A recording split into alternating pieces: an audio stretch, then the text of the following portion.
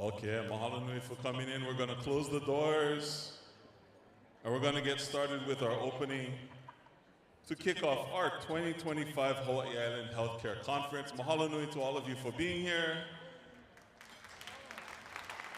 Oh, mahalo. Oh, I've hardly said anything yet and already get applause. Mahalo nui.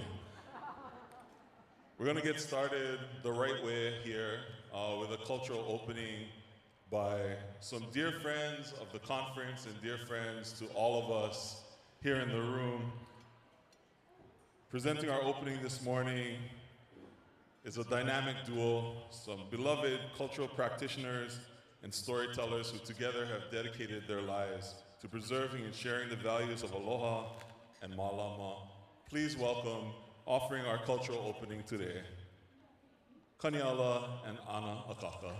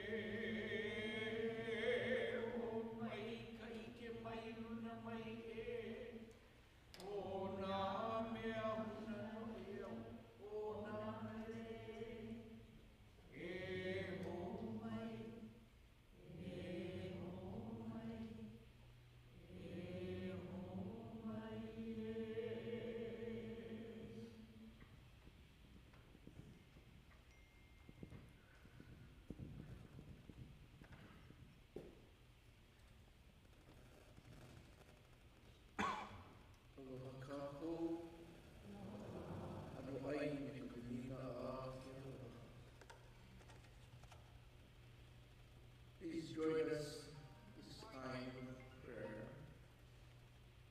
of Puli.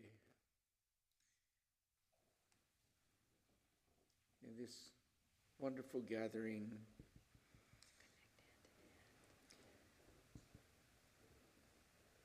And connect with the person next to you, hand in hand, as we join together in unity and harmony to celebrate this Hawaii Island Healthcare Conference.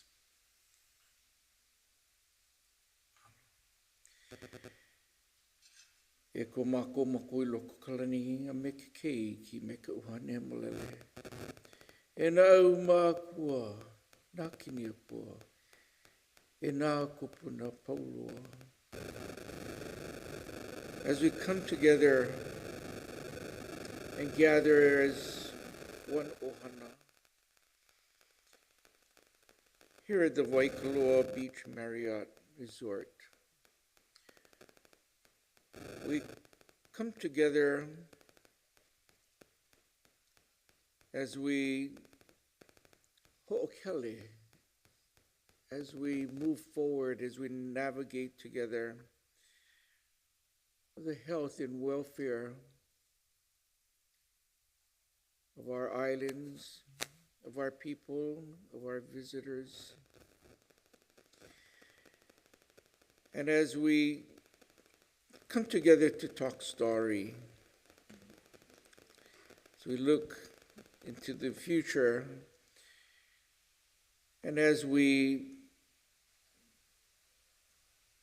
bring our minds together for our health and welfare.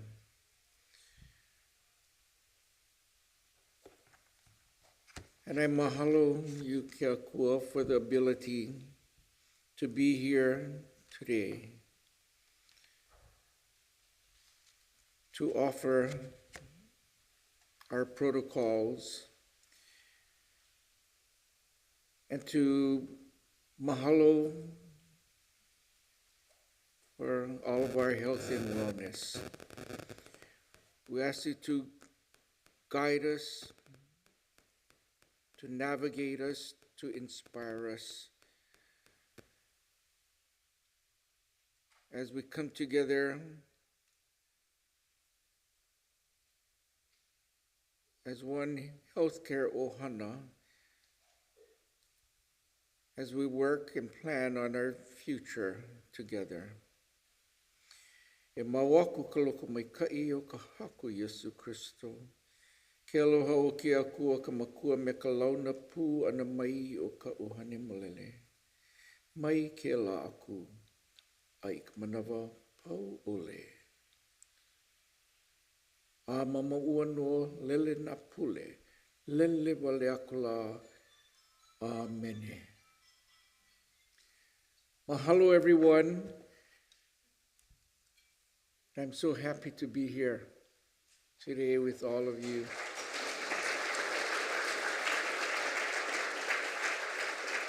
And that I could actually say amen.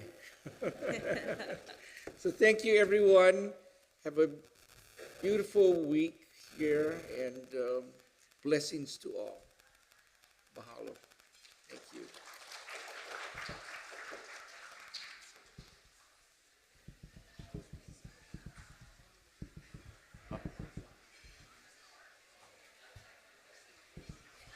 Oia, mahalo nui.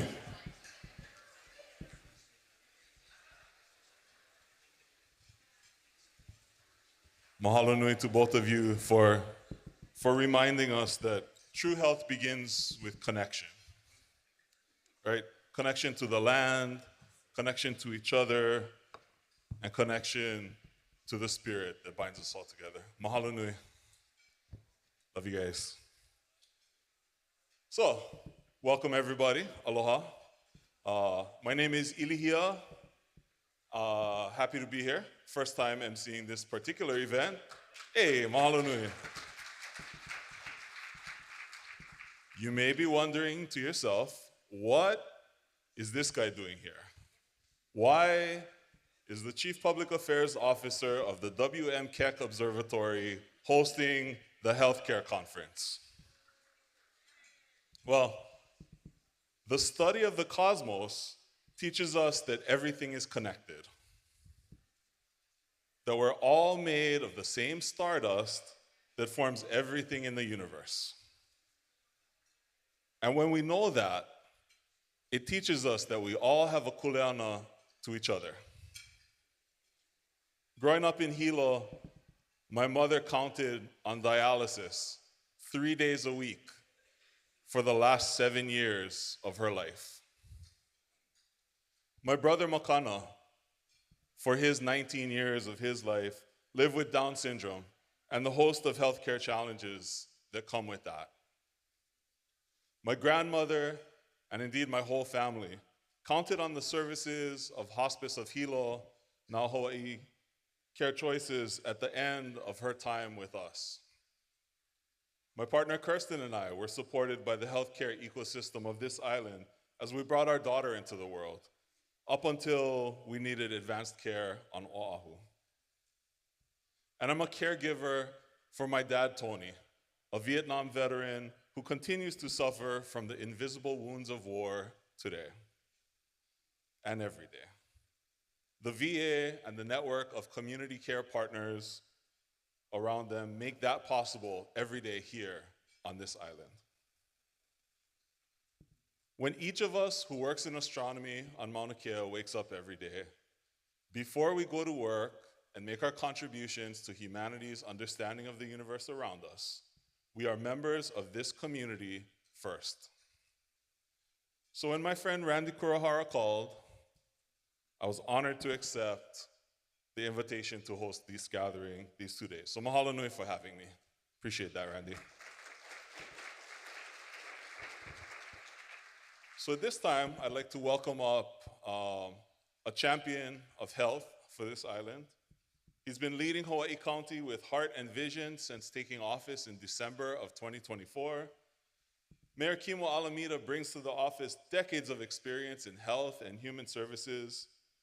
He's worked directly or indirectly, I would bet, with almost everybody in this room. In fact, it might be quicker. Just raise your hand if you haven't worked with Mayor Alameda. Not too many hands in the room today. From expanding access to care to tackling the fentanyl crisis, he's committed to building a healthier, more resilient Hawaii Island for all of us, with not one, but with 2 shakas. So please join me in welcoming our Mayor, Kimo Alameda.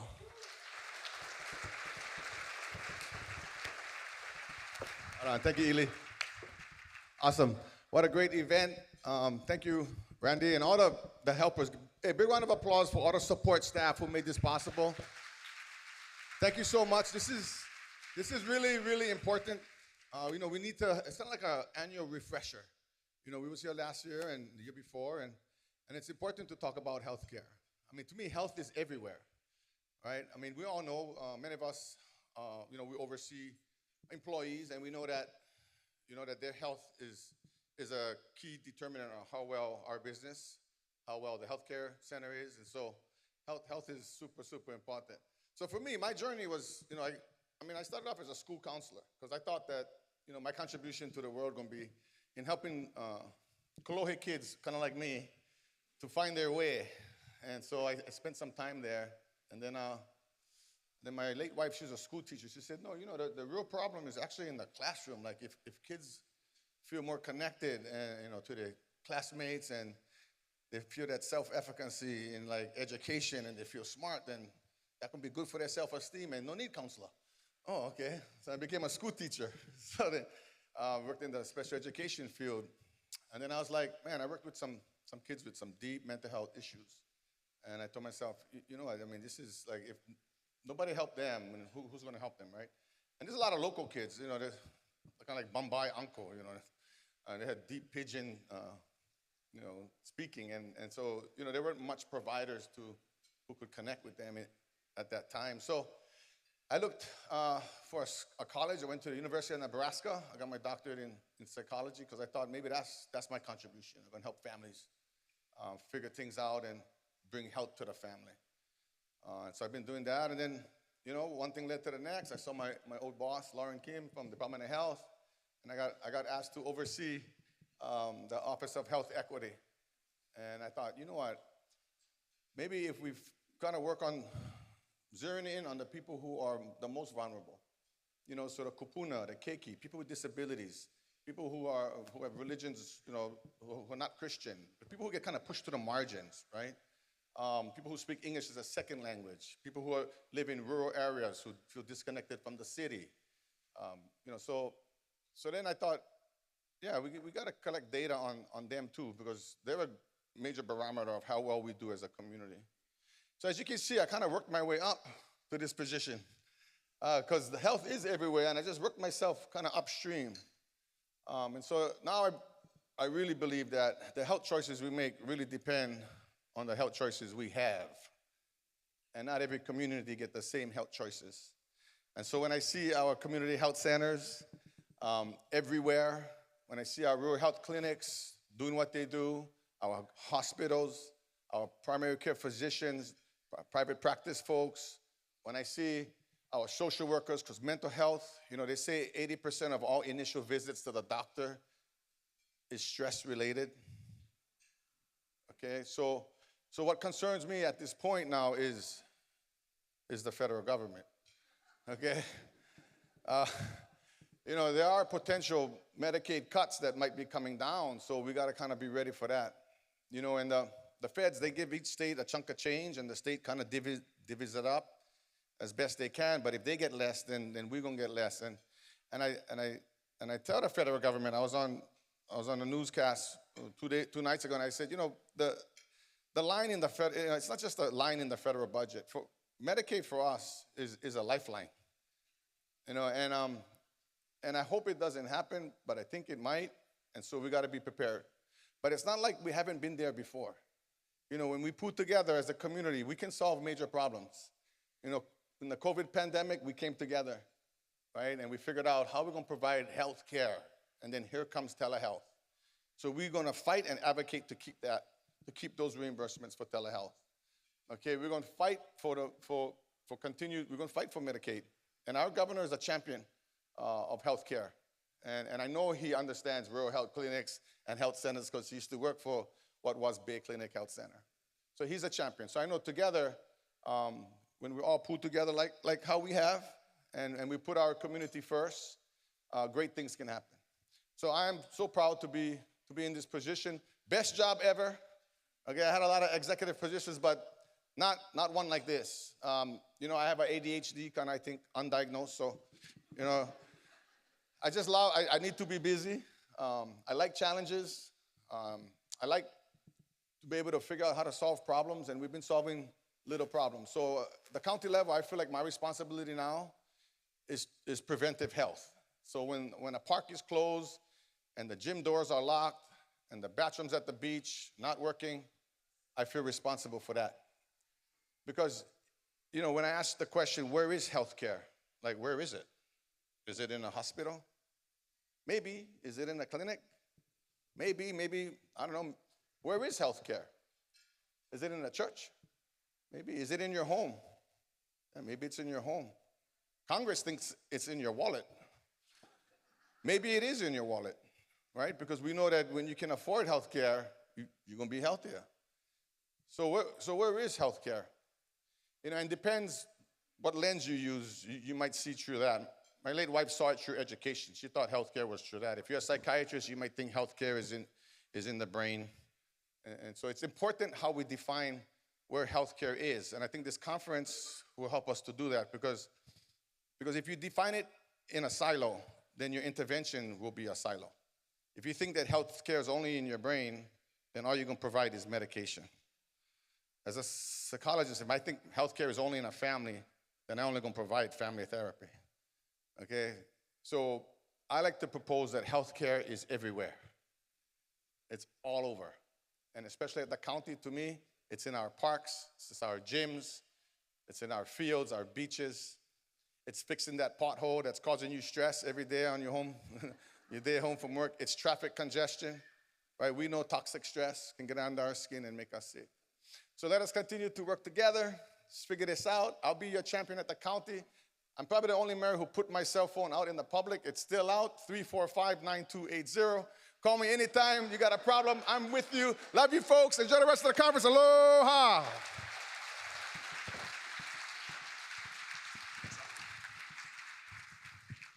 Mayor Kimo Alameda, everybody. Mahalo nui. Mayor, that was psychiatrist or psychologist? Mahalo nui. Mayor Kimo mentioned that, you know, Governor Josh Green has been a champion of healthcare. It really takes folks in government pushing at all levels to make this work. So I do want to recognize a couple of elected officials who have joined us in the room today from the legislative branch of the county government.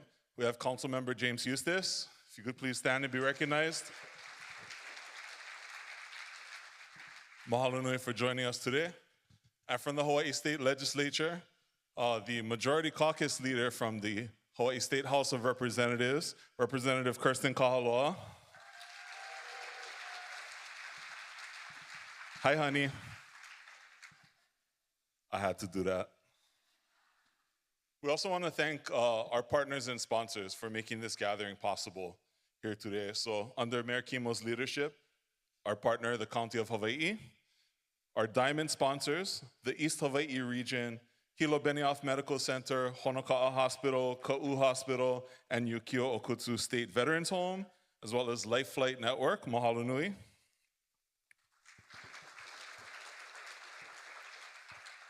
Our gold sponsors, HMSA and the Stupski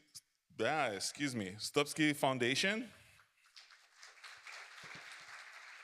Our silver sponsors, Hawaii Island Community Health Center, Hawaii Life Flight and AMR, Hawaii State Rural Health Association, Kaiser Permanente, Kipuka Keola, KTA Superstores, Ohana Health Plan, the Queens Health Systems, United Healthcare, and the West Hawaii region comprising of Kona Community Hospital and Kohala Hospital. Mahalo nui.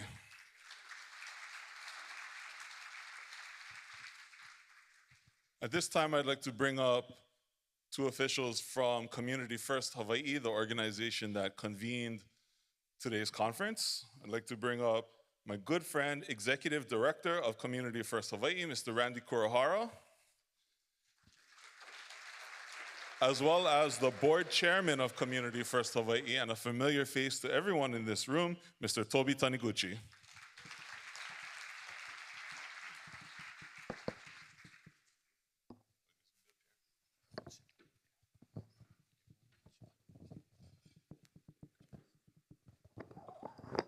Aloha, everyone. I think we'll just sit right over here. Toby, you can sit right there. Good morning, everyone, and thank you for being here. Community First Hawaii was founded on a simple idea that healthcare isn't just about clinics and hospitals. It's about people and the communities that we all live in. Our mission is to improve the health of everyone here on Hawaii Island by connecting providers, community partners, and residents in meaningful ways. We bring people together to solve challenges by working together and ensuring that no one falls through the cracks. This approach, community-centered, collaborative, solutions-focused, is at the heart of everything we do. And speaking of vision, Toby can share a little bit about the inspiration behind how this organization began. Okay, thank you, Randy, and good morning, everyone. Thank you so much for taking time from your busy schedules to be here and to participate in this conference. On behalf of the Board of Directors of Community First, we'd like to extend our sincere gratitude for your time invested here. Community First started in 2014, and there's probably a multiple genesis stories to this, but I'm gonna share the story that I kind of, from where I sit, I see it.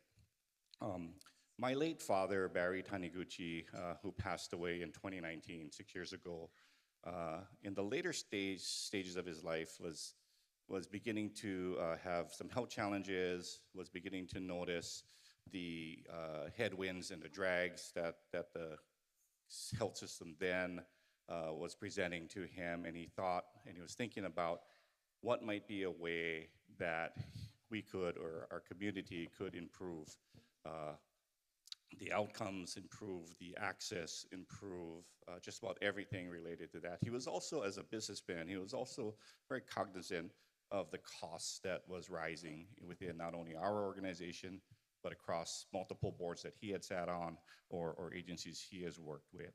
And that really serves as, I think, the genesis for him to start thinking about and start trying to think ahead and look around the corner on how and what can we do as a community, as a collective, to improve healthcare access and outcomes here on Hawaii Island. And it really started through there, Randy, back in 2014. I believe he was working with Mike Sayama, who at that time was with a health plan, HMSA, I believe, or did he left already, or, but in IPA.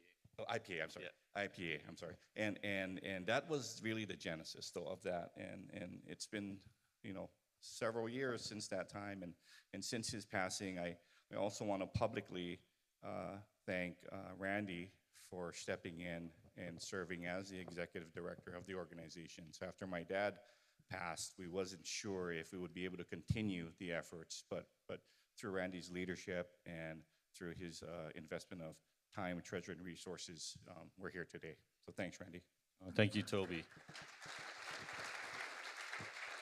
And, Toby's dad, recognized that we're, a big island, and healthcare, and serving all of our communities is going to take a collective effort. So it was more, not so much about,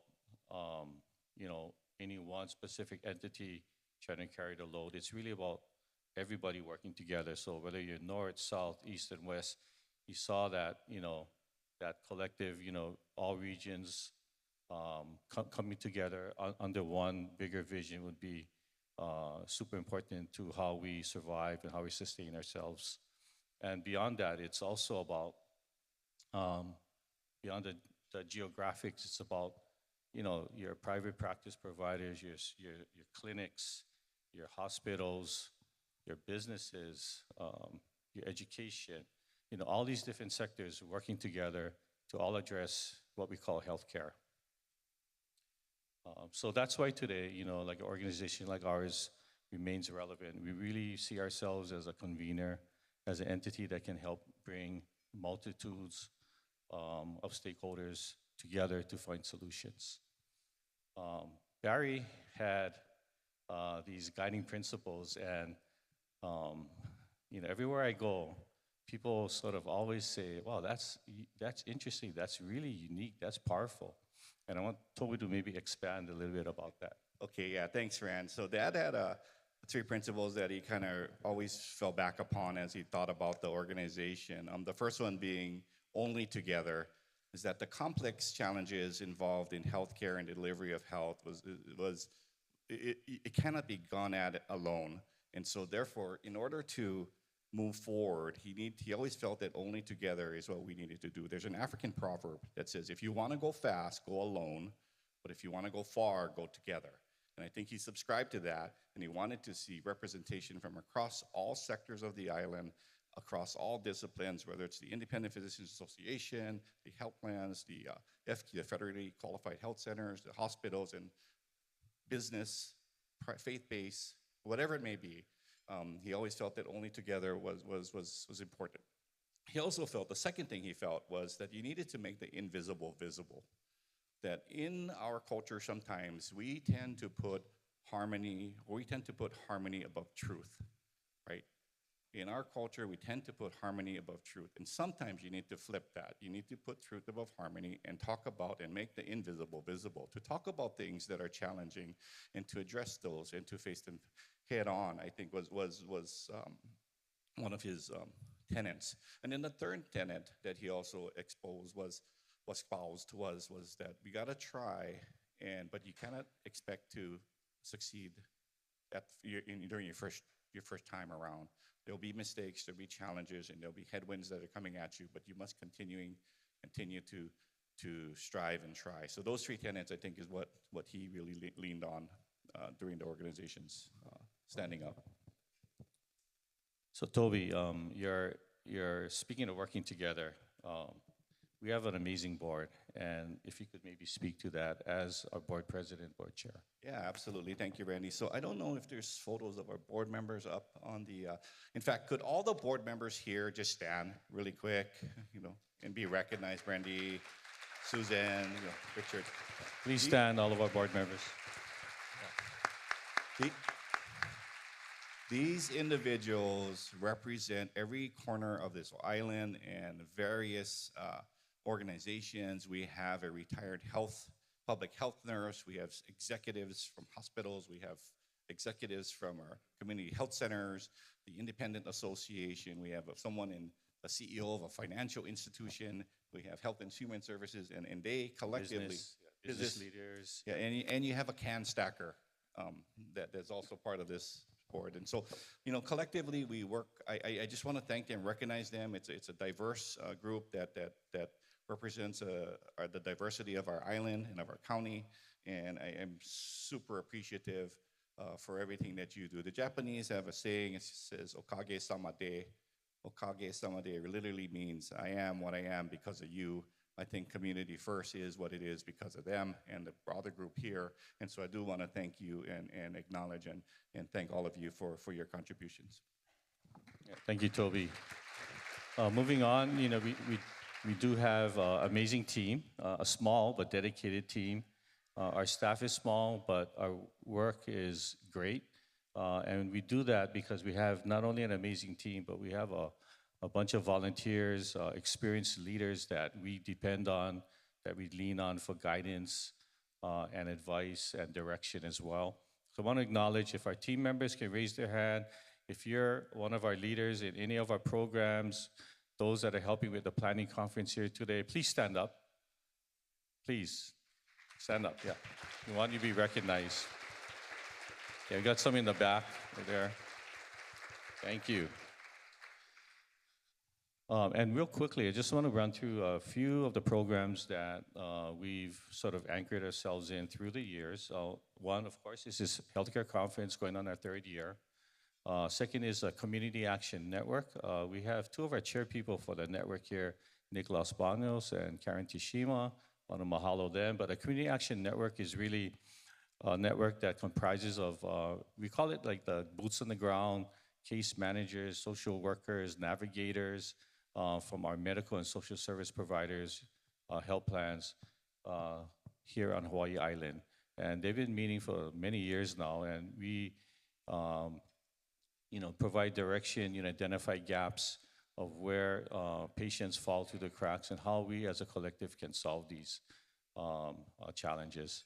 So that's a Community Action Network. Our Advanced Healthcare Directives, this is a program that, has gone on 10 years already this year. They've done over 3,000, presentations, they've reached over 3,000 residents here in Hawaii Island. Over 2,000 of them have actually completed their Advanced Healthcare Directives. This is an all volunteer-led team that does, every other month they've been doing presentations.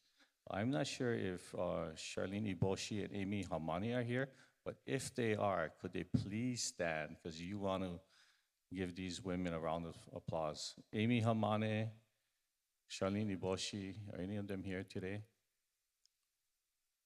Okay, sorry. But if they are, if you see them, thank them. And the last one is, a Know Your Numbers campaign. This is a blood pressure awareness program, again, that we've been doing on an annual basis. Our whole goal is to work collectively with our providers and all of our community partners to, again, make sure that everybody's aware of their numbers and that we can end high blood pressure here on Hawaii Island. And the last thing I want to close with is really something exciting that we've been working on for the past year. We're almost there, and it's hang on one second. Okay, I want to make sure that I don't miss anything, but okay, so it's Kuleana Health Connect. This is our digital platform that connects people with local healthcare resources across Hawaii Island. It combines a resource directory and an asset map, and I kind of refer to it as the Zillow of healthcare, because if you know Zillow and how it works and operates, it's kind of similar to that, but it actually was born out of feedback that we've gotten over the past 2 years as something that we could help create and support here at Community First. Is a way for our community and all of our providers to connect with one another. So it's making healthcare easier to navigate, more accessible for everyone, and whether you're looking for a clinic, a social service, dental, medical, vision, they're all going to be on here. So this is something that we want to sort of debut in terms of what this platform is. And we do need your help. So I think we have a short video. If you could share that video, and it kind of takes you to what this platform can do. And then I'll ask for your help after that. Welcome to Kuleana Health's Resource Locator Map, your one-stop directory for medical, dental, and community services. This tool is designed to help you quickly find the care and support you need, all in one place. To begin, simply click the Start Your Search button in the header of this page. This will open the locator map. You can browse in two ways. Map View lets you explore providers by location. List View shows all resources in a searchable card format. In Map View, you'll only see cards and markers for the area currently in view, so pan or zoom to load more. In List View, all resources are displayed regardless of map position. Use the filters to narrow your results. Select service categories with the filter buttons or drill down with the granular service dropdown. Search by keyword in the search field. Narrow by island or region. Filter by insurance options. Reset everything with the Reset button.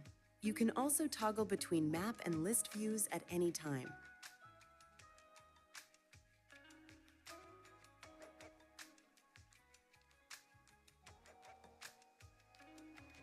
Each card shows quick details, including whether a provider is accepting new patients and whether they are open or closed right now, though it's always best to call and confirm. Many fields are clickable: phone numbers, secondary phone, website, and address all link directly to actions. If you click a card, a pop-up modal opens with more details and quick action buttons. Call, email, visit site, get directions, share, copy link, or suggest an edit. If applicable, you'll also see a link to download a referral form. On the map, multiple nearby locations are shown as clusters. Click a cluster to zoom in, or use the plus and minus zoom buttons.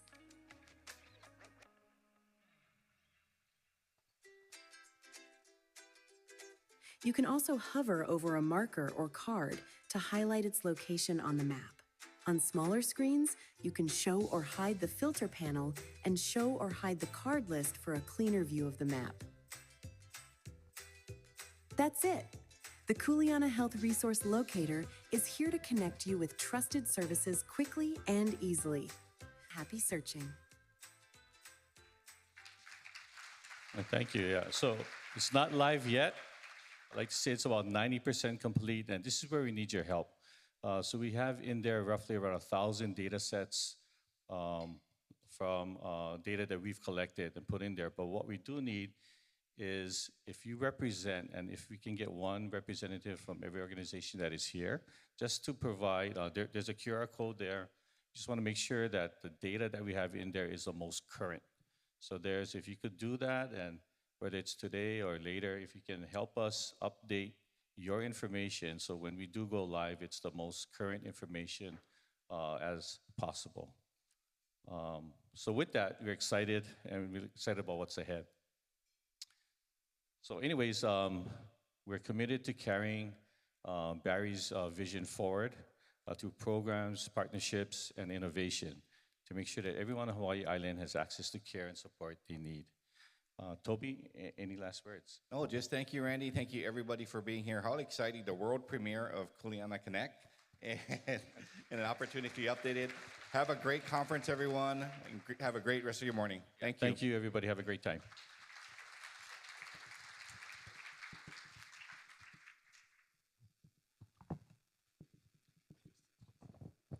Mahalo nui, Randy and Toby. Zillow of healthcare, huh? But I have to check with your counsel to see if you can say that again. Oh, mahalo nui. You know, both of those gentlemen carry on long family traditions of service to our community. So mahalo to both of you for that and for ensuring that each of us is someone special every day. So our opening keynote speaker this morning is someone who I've had the pleasure of working with and learning from for over a decade now, stretching back to our time with Mayor Billy Kenoi, private practice in renewable energy, affordable housing, sustainable development, global investment, the Native Hawaiian Hospitality Association, the Hawaii Tourism Authority, and now forging a new paradigm for community-led mutual stewardship of our precious Mauna Kea. He's a mentor to many and an uncle to all. Please welcome the Executive Director of the Mauna Kea Authority, John DeFries.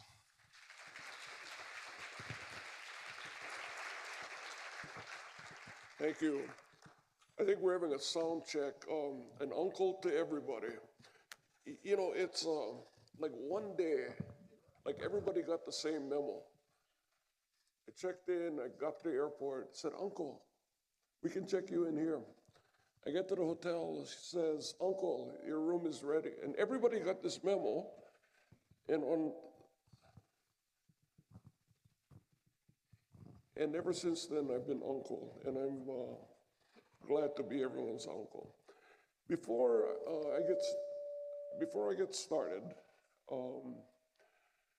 wanted to acknowledge all of you that Randy and asked you to stand, directors, volunteers, leaders, the work that you're doing to move this island forward, in keeping with the theme of navigating, is indeed something very heroic, frankly.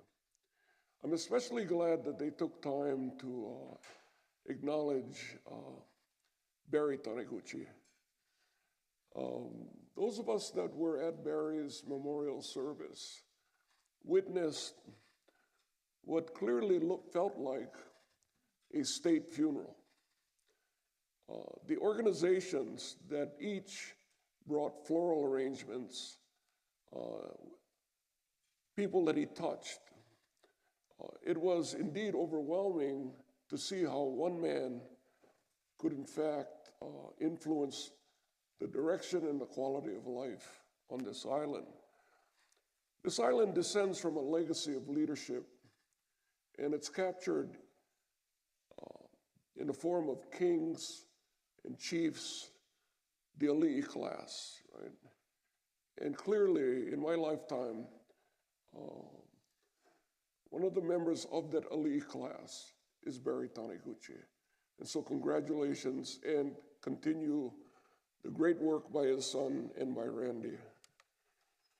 What I wanted to do this morning is take this image that the announcement went out on and focus on a couple of elements that stand before us. One of them being Mauna Kea and our island, the other being Hokulea, a symbol of achievement, a symbol of indigenous knowledge, of technology at work, and also the masterful art of navigating by the stars.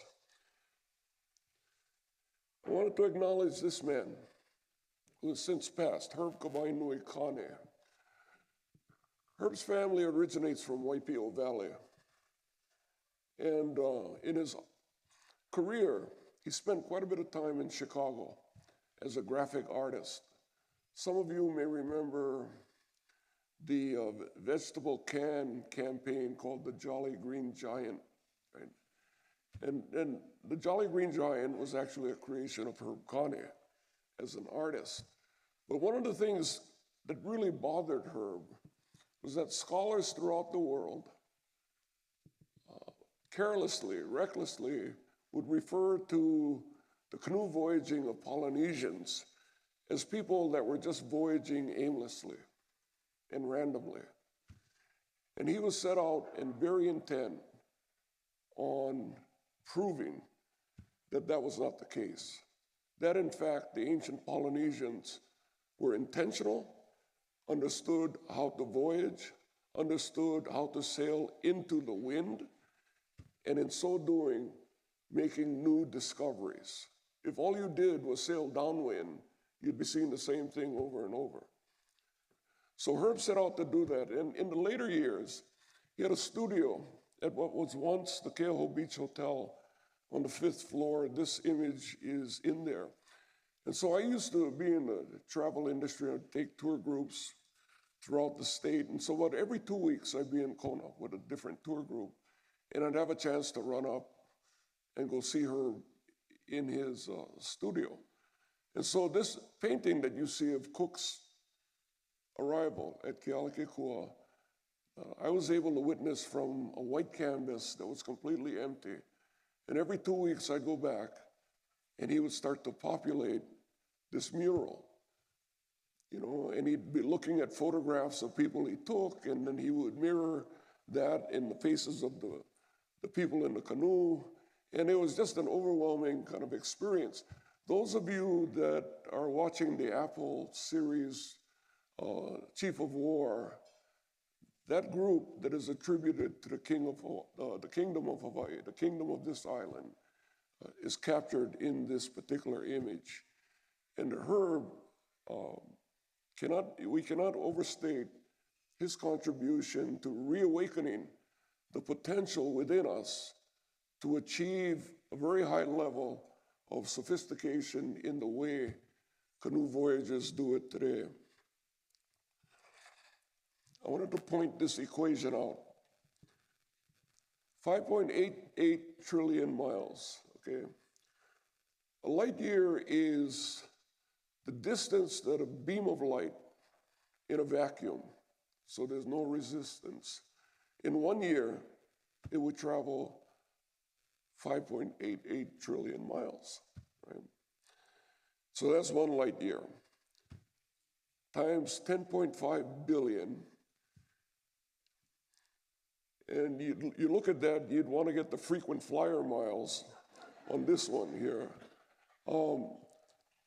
But that set up an evening that I was invited to up at the Keck headquarters. Here's Keck on Mauna Kea. And over at Keck Waimea, I was invited in for a night of viewing. And what we were viewing was a source of light, perhaps an exploding galaxy, an exploding planet, an exploding star, something created an immense amount of light, 5.8 trillion miles times 10.5 billion miles away. And on that evening, Keck was harvesting that particular light from that particular light source.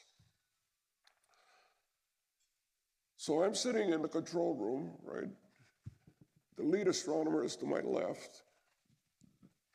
On the screens that you cannot see are astronomers from different parts of the continent who are commencing with this study. I have no scientific, no astronomical training, so I'm like a kid in a candy store, right? And the screens in front of me are actually evaluating and identifying the makeup of that light that originated that long ago. And I can hear the teams talking. The light contains hydrogen, carbon, magnesium, nitrogen, right? And at the same time, that screen above me is a live video feed from the volcano. And so I'm watching this go back and forth. I turned to the lead astronomer and I said, hey, all the minerals that you're identifying in this ancient light, aren't those same minerals being generated by the volcano? And he thought about it, and he said, actually, yes. He said, it is. So I said, do you think the universe has a mind? He got quiet. And he said, John, it's all math. Okay, it's all mathematical equations. So I said, Do you think the mind of the universe uses mathematical equations to communicate with us? At which point he said, I think we should have a glass of wine and talk about it, okay? And we did. Right about this time, it's like 2 a.m., and we're about to sign off from it. But what that experience inspired me to reflect upon is the intelligence and the knowledge that the people of old on this island kind of understood. And they capture it in mele, and they capture it in chants. Chants like the Kumulipo, which talk about our genealogy, not only as Native Hawaiians, but frankly, as all of humanity. And that genius was actually recognized by the Germans before the Americans, resulting in Germans publishing it years before the Kumulipo was translated into English. It also took me back to these three navigators. This is April 2012. I've just gotten through moderating a panel with Navigator Nainoa Thompson, Dr. Pualani Kanahele of Keaukaha and Ka'u, and of course His Holiness the Dalai Lama. The topic being all of humanity being of one family, and the different perspectives that were offered by each of them. Pua being able to relate it back to the Kumulipo, Nainoa being able to relate it to his travels abroad, and the Dalai Lama just comes from that space. And so we spent about 4.5 days with him and witnessed something extremely special in all of that. Of course, when Nainoa presented him with the paddle, he said to Nainoa, I live in a desert. Right? I live in the Himalayas. What am I going to do with this paddle? Right? And so we all had a good laugh about it. But the point I wanted to make is in that grouping, you could see the intensity and the wisdom of somebody like Dr. Pua Kanahele, who understood that in the Kumulipo, in the 13th verse, 2,106 lines, I believe. But in the 13th verse, it talks about 3 ancestral houses that constitute how Native Hawaiians of old organized information, organized knowledge, organized intelligence. And they came in these 3 houses: Papahulelani, knowledge of the heavens and the cosmos; Papahulehonua, knowledge about the planet itself; and then Papa Nui Hanaumoku refers to every life form and living system that they understood at that time. Essentially, that night when I was looking at that light with the Keck astronomers and watching all this information, this assessment, evaluation taking place, took me back to this image, which is something I borrowed from Doug Simons of the Institute for Astronomy. That intersection of the 2 blue lines is roughly 14.8 billion light years away, right? And the light we were looking at that evening at Keck was roughly 10.5 billion. So not quite back to the Big Bang, but significantly far back enough, okay? Keep in mind that the light source that we were looking at that night was actually initiated and generated before the planet started to create itself, which is roughly 4.8 billion light years. And to be sitting in all of that on our island made me especially grateful to remember that this island in itself possesses a level of greatness that is unmatched anywhere in the world. We have a portal to the cosmos on Mauna Kea. We have a portal to the center of the earth, expressing itself right now at the volcano. About 30 years ago, I had a conference over at what is now the Outrigger Keaho,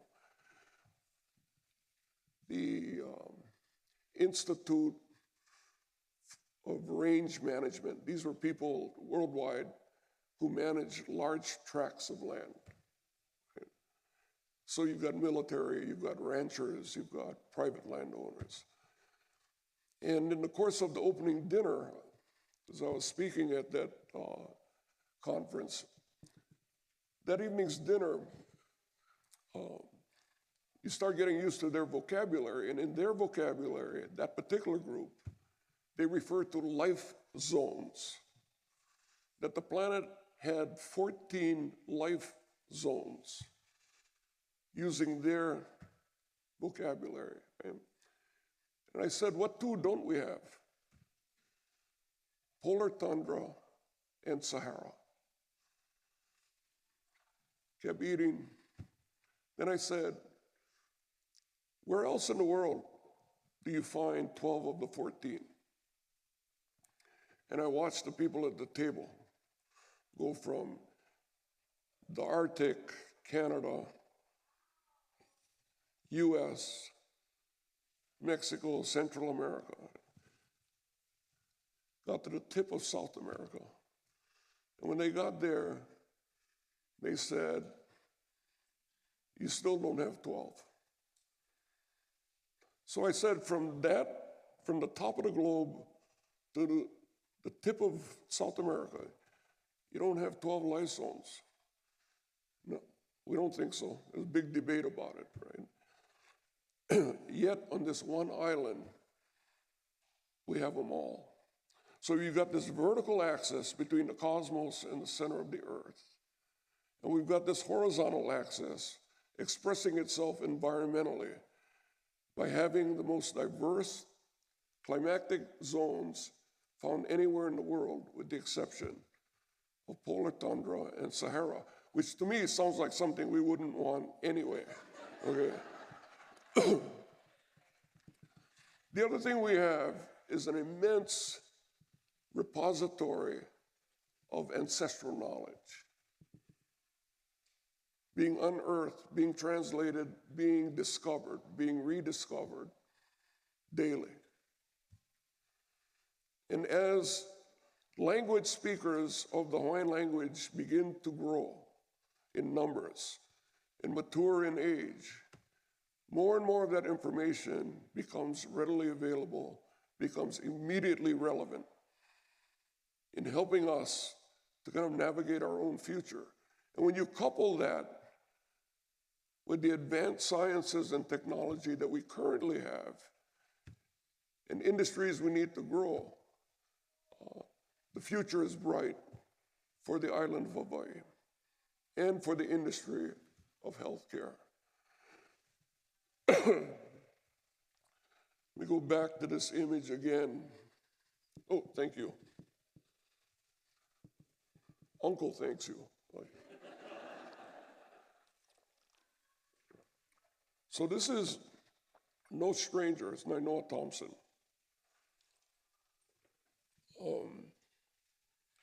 Nainoa was a couple of years younger than I was, with the same high school.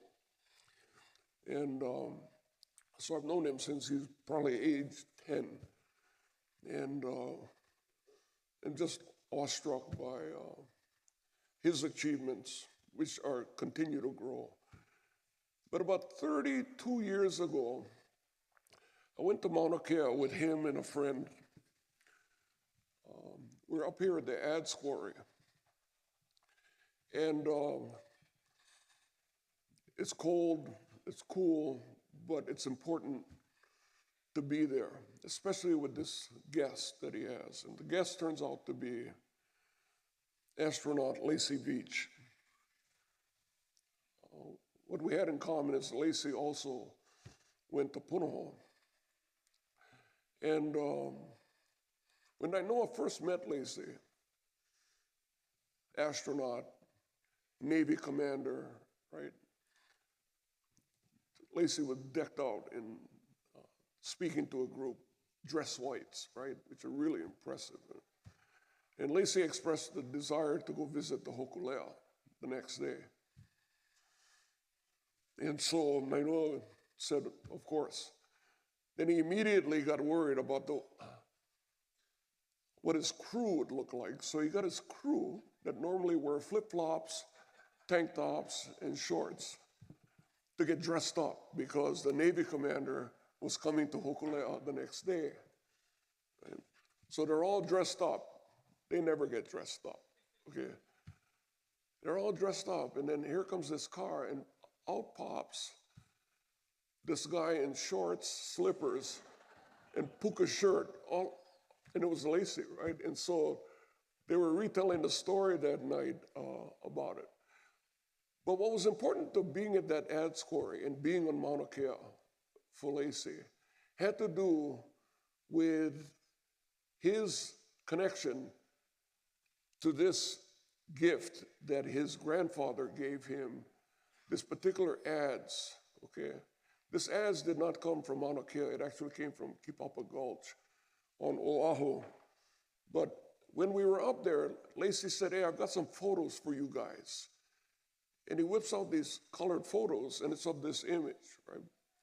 And it's from the most recent mission he made in the space shuttle. What you're looking at is the stone ads floating weightless inside the space shuttle, exactly as it's flying over Hawaii Island that you see outside the window.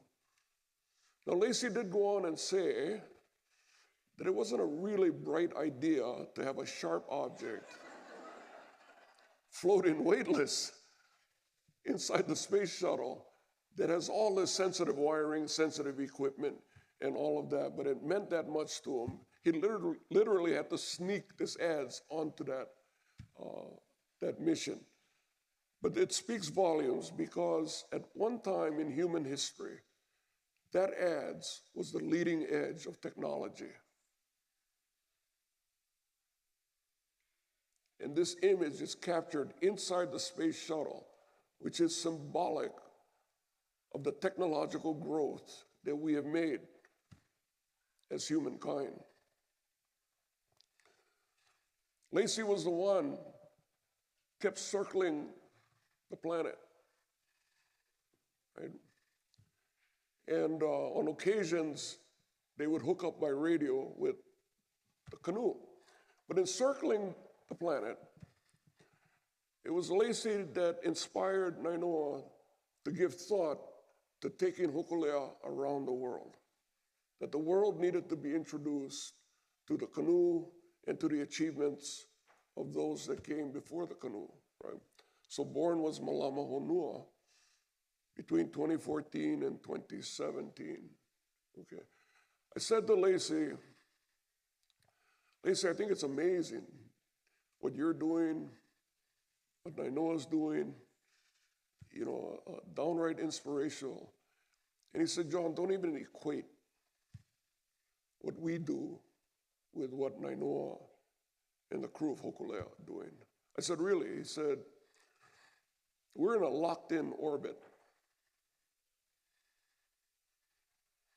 He literally said, we are a spam in the can. Okay. That's tantamount to the canoe not leaving the harbor. What the Hokulea is doing and the crew is doing is they leave the harbor and they voyage.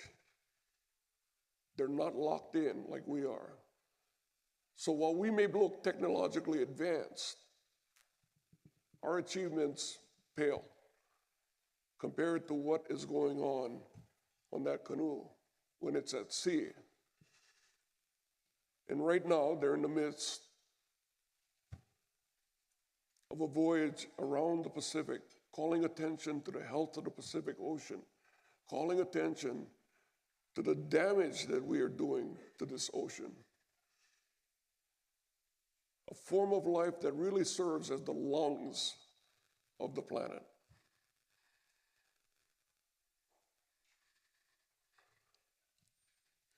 Last year I showed you this image because I get fascinated by it all the time. There are people that frankly impacted your industry, our healthcare industry, right? You can't say enough about the contributions ongoing of Medtronics and its co-founder, Dr. Earl Bakken.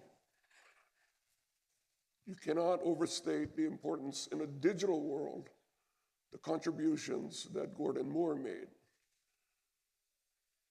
And more than a coincidence as to why both men chose to live the final years of their life here on the Kohala Coast. Earl at Kiholo Bay and Gordon Moore at Maunalani. Okay. And in the course of this afternoon and spending time with them, frankly, I felt like a bellman that wanted to run their bag somewhere. But it was interesting to hear both of them talk about their path to making the kinds of discoveries. And one of the things Moore complained to Earl about was how the creation of the wearable pacemaker, what Intel had to do in terms of modifying its chips and how the bodily fluids were corrosive on the chips. And it was apparent to me that after all this time, neither of them had talked personally about it. It was like watching two teenagers fight in a garage, right? Because they felt so strongly about it and how each one pushed the other one in ways that they did not know. But one of the things Earl felt particularly strong about was that this island he would refer to as the healing island. John, this is the healing island. Really, yeah. And he would draw parallels between Hawaii Island and the island of Kos, K-O-S, off the Greek coast. One time, a medical school of old, my understanding is where Hippocrates spent part of his time in his education in medicine. And Earl started talking about what gave rise to these medical schools in ancient times, the plagues they were dealing with and all of those things. He was fascinated that at Kos they would study in the context of medicine dream interpretation, that they understood herbal medicines as well and had references to a healing tree, which Earl readily connected to the kukui tree that we have here and the herbal medicines that we have here. And so I said, Earl, if the plagues of Europe gave birth to places like Kos, are you anticipating a global plague that would elevate this island to prominence? And he said, no, I'm not concerned about a plague. He said, my bigger concern that will haunt the planet, that will spread like a disease, is cynicism. That we are heading toward a point where the cynical nature of our society will begin to erode us, not unlike a virus. Can't help watching the news today and not reflect on that. The other piece to this puzzle is Kenneth Brown, former chairman, Queens Health Systems. When I met Mr. Brown, he was the chairman of all of these organizations, the boards, at one time. Okay. I remember introducing him at a lunch, referring to him as the surfer of the year, because he's on so many boards, right? Now, Kenny descends from the Kohala chiefs, okay? His appearance may not look Native Hawaiian, but that family lineage goes back to the highest ranking chiefs of Kohala. And what Kenny was encouraging everyone to do, and frankly, I can't help but think about him in the context of why you're meeting here today, is that in addition to all the needs we may have and all the setbacks we may be trying to deal with, don't lose sight of the fact that what we need is a dream, is a vision, that the future Earl Balkans and the future Gordon Moores and the future Kenneth Browns can invest in. So we're not only satisfying our needs in large part through philanthropy, but we've actually got a vision of what a healthy future looks and feels like that causes investment communities to look at the Hawaii Island as a potential investment in your industry and other multiple industries across the spectrum. I've been talking about too many men for a second, so I'm going to end this with a talk about my maternal grandmother. Earlier I showed you Herb Kane and that mural he was working on Cook's arrival. Cook arrived at Kealakekua Bay. As you're facing the bay from the ocean, the left side bank is a place called Ka'avaloa. And my maternal grandmother was born and raised there at Ka'avaloa, fishing village at the time. And she had an interesting lesson for me that centered around the proverbial question, is the glass half full or half empty? First of all, she thought it was an adolescent question, an incomplete question, and concerned that it was nurturing this idea that it's either or. What she said to me is, look, this glass is 100% filled, half with the air we breathe, half with the water we drink, and 100% of it is filled with light.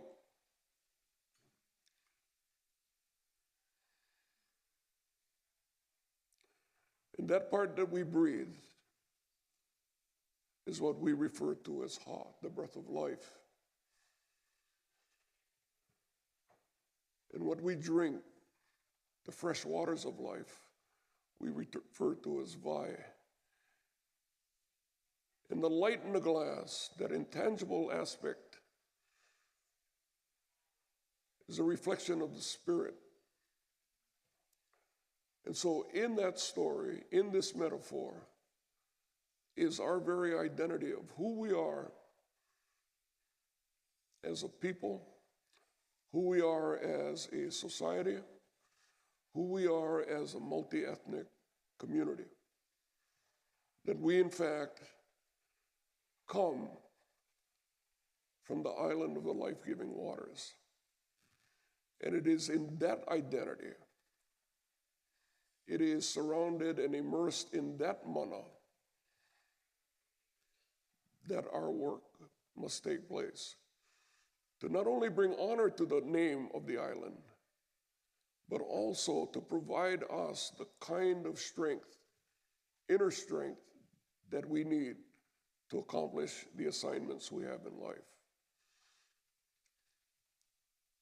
Maybe I'm flattering my grandmother, but this is what this guy was trying to say, right?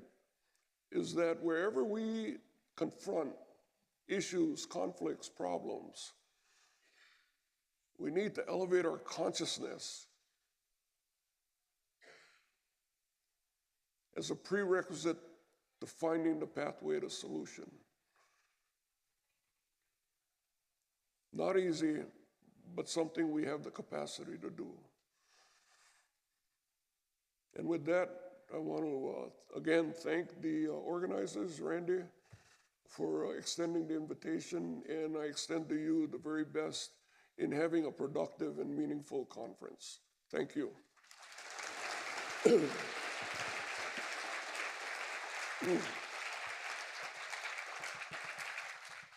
Mahalo nui, John.